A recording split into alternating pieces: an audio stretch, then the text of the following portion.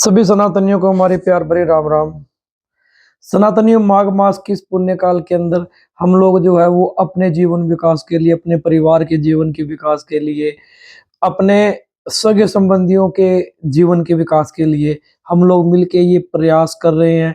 इस प्रयास में है कि माघ मास के अंदर होने वाले जो भी व्रत या इसके अंदर होने वाले जो भी पुण्य दान जप तप के बारे में हमें अधिक से अधिक पता लगे, ताकि हम उसे अपने जीवन के अंदर अपना के अपने जीवन का जो है वो विकास कर सकें।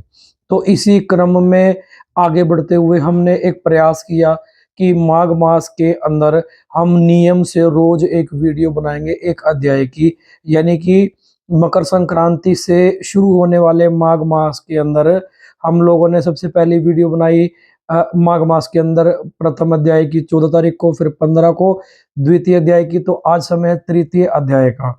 तो अगर आपने वो दोनों वीडियो नहीं देखी है तो सबसे पहले आप वो दोनों वीडियो देखें, देखने का कष्ट करें, ताकि हमें ये बात समझ में आ जाएगी कि इस तृतीय अध्याय का क्या महत्व है और क्या इस तृतीय अध्याय के अंदर किसने किसको क्या बोला है, और पीछे की बात जब हम समझेंगे तो हमें आगे की बात समझ में आएगी।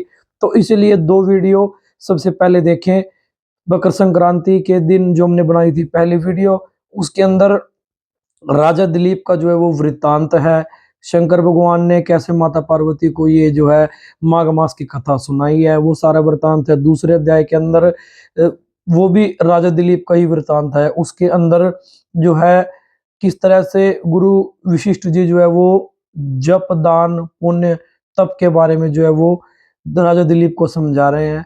तो ये सारी बातें जो दो अध्यायों के अंदर जो हमने पढ़ी हैं, आज आगे पढ़ेंगे कि भृगु ऋषि का विद्याधरों को क्या उपदेश है।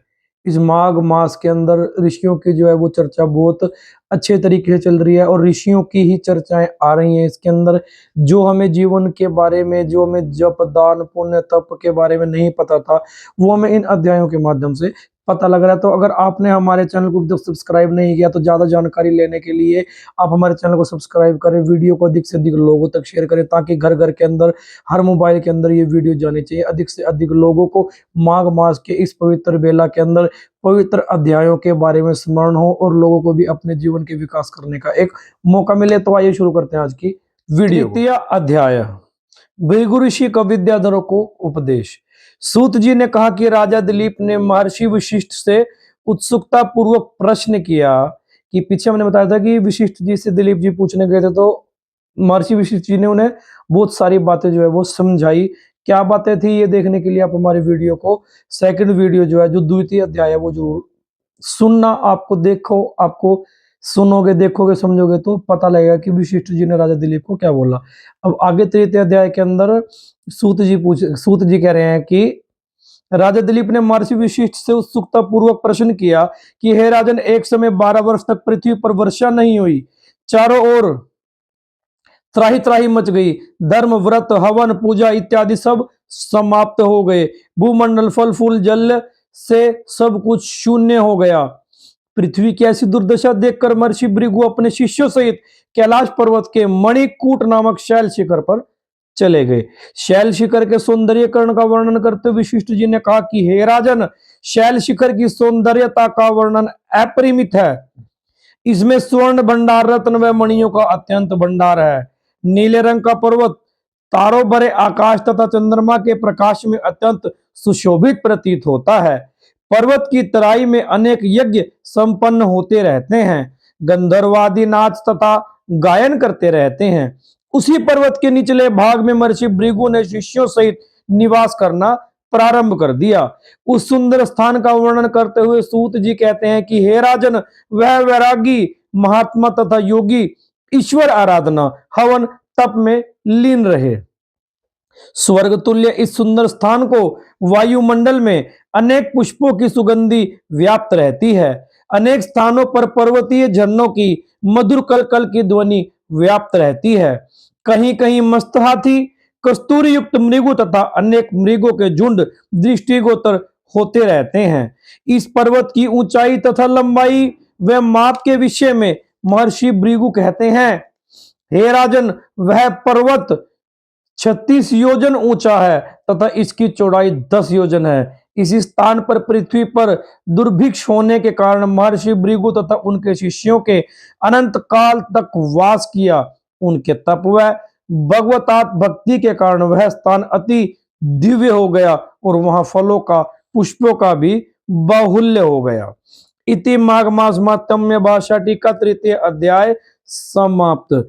इस अध्याय के अंदर महर्षि भृगु के बारे में डिटेल से वर्णन है। जब 12 वर्ष तक पृथ्वी पर कुछ भी नहीं था, त्राही त्राही मच गई, तो महर्षि भृगु कैलाश पर्वत के एक शिखर पर चले गए। उसका जो डिटेल वर्णन है, अब आगे हम अध्याय आएगा चौथा, उसके बारे में पता लगेगा। भृगु जी और विशिष्ट जी के बारे में हमें कुछ और रोचक जानकारियां, कुछ हमें इस माघ मास का जुड़ा हुआ वृतांत जो है वो आज के अध्याय के साथ जोड़ के पढ़ने का, सुनने का, समझने का मौका मिलेगा। तब हमें पता लगेगा कि इस पर्वत की जो है वो सुंदरता, भृगु ऋषि की सुंदरता, भृगु ऋषि के गुणों का वर्णन तृतीय अध्याय के अंदर क्यों दिया गया है। ये समझ हमें तब आएगा जब हम चौथे अध्याय को पढ़ेंगे, सुनेंगे, समझेंगे। और माघ मास के सभी अध्यायों को डेली नियम से रोज समय पर सुनेंगे तो पहला अध्याय, फिर दूसरा अध्याय, फिर तीसरा अध्याय, फिर चौथा अध्याय, ऐसे करके जब पढ़ना, सुनना, समझना प्रारंभ करेंगे तो हमारे जीवन का विकास होगा और हमारी वीडियो बनाने का जो वो उद्देश्य है ना, वो उद्देश्य पूरा हो जाएगा।